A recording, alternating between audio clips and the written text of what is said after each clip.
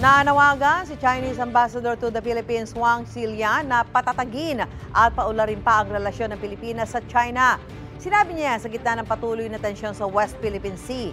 Nauna rito, sinita ni Defense Secretary Gibo Teodoro ang mga ginagawa ng China na taliwas sa kanilang mga pahayag.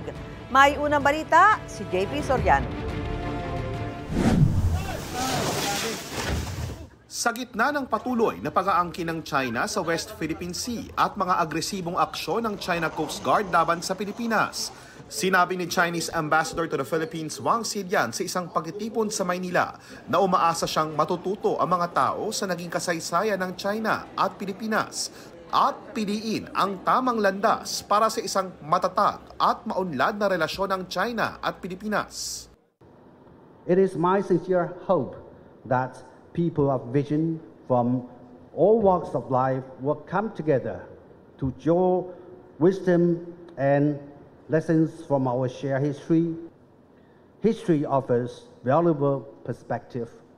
China and the Philippines are neighbors whose connection cannot be undone. Good neighborliness and friendship serve the fundamental interests of both peoples.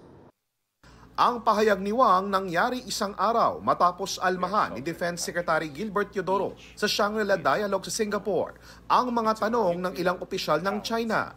Tinawag ni Teodoro na mga propaganda ng China na ikinukubli bilang mga katanungan.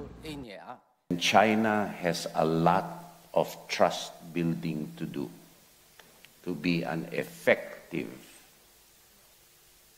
negotiating partner in dispute settlement.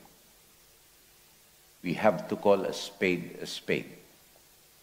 China says that it has peaceful intentions.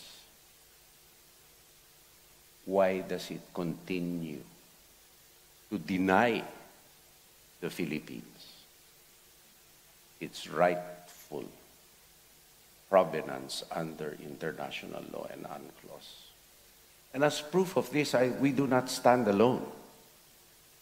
None have agreed with China, and none has condemned the Philippines for standing up against China in the face of a threat to its territorial integrity and sovereignty. Sa parehong Shangri-La Dialogue, kapwa inihayag ng mga defense officials na mga kaalyadong bansa ng Pilipinas, gaya ng Amerika, Japan at Australia, na isang serious concern ang patuloy na mga aksyon ng China sa West Philippine Sea. Ang pahayag na ito inalmahan ng Chinese Foreign Ministry na ibinahagi ng Chinese Embassy sa Pilipinas.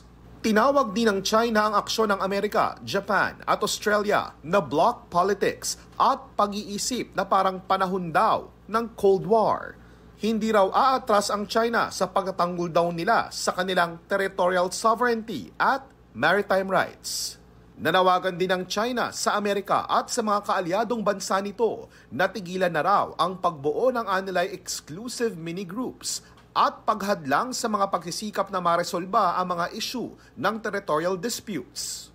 Wala pang tugon ng Amerika sa bagong pahayag na ito ng China. Inaangkin ng China ang halos buong South China Sea, kabilang na ang West Philippine Sea, na bahagi raw ng kanilang 10-dash line historical map. Ang mapang ito ibinasura na ng 2016 arbitral ruling at kinatigan ang sovereign rights ng Pilipinas sa West Philippine Sea. Ito ang unang balita, JP Soriano para sa GMA Integrated News. Gusto mo bang mauna sa mga balita? Mag-subscribe na sa GMA Integrated News sa YouTube at tumutok sa unang balita.